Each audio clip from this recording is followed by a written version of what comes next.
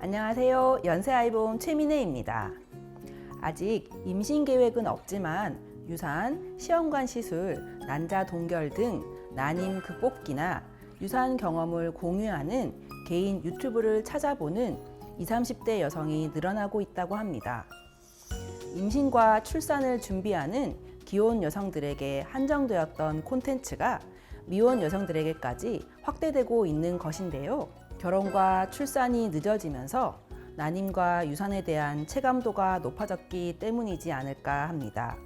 실제로 임신을 준비하는 여성 10명 중 2명꼴로 유산 경험과 과체중 등의 이유로 임신에 어려움을 겪는 것으로 나타났다고 하는데요.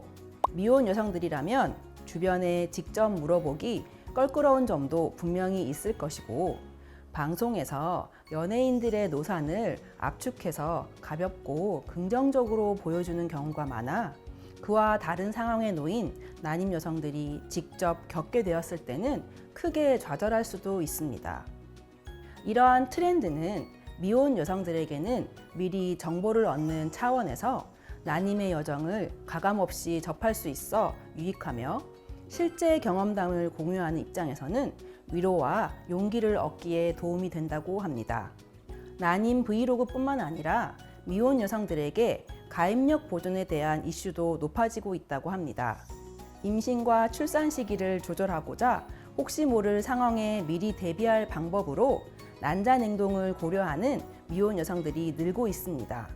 난자 냉동은 가입력을 보존하는 방법으로 한 번의 월경주기 동안 여러 개의 난자를 배란하도록 난소를 자극하는 시술입니다. 난자 채취 후 동결하고 질소 탱크에 장기간 보관되며, 난자는 액화 질소에서 나이를 먹지 않아 채취할 때의 난자 나이로 보존됩니다.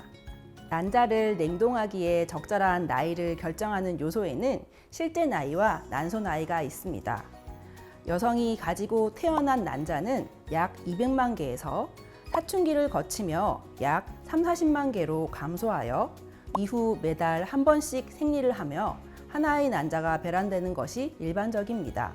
보통 20대 후반까지는 건강한 난자를 생성하는데 크게 문제가 없지만 35세를 기점으로 난소 기능이 급격히 저하되어 난자의 수와 질이 떨어집니다.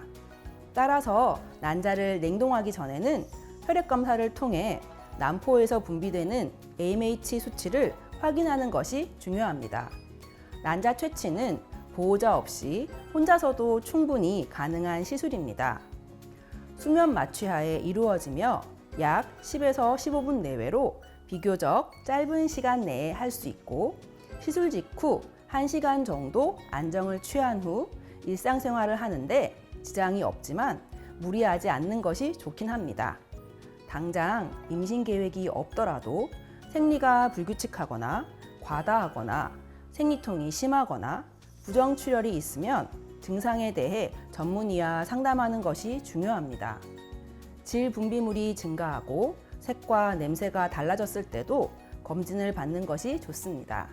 질염 등 가벼운 부인과 질환을 대수롭지 않게 여겨 제때 치료하지 않으면 재발이 잦고 만성 질염이 되거나 원인균에 따라 임신에 나쁜 영향을 미칠 수 있기 때문입니다.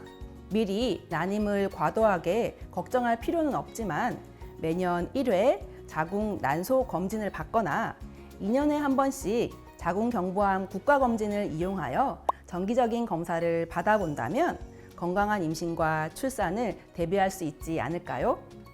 무엇이든지 지나침은 오히려 모자람만 못하다는 말이 있습니다.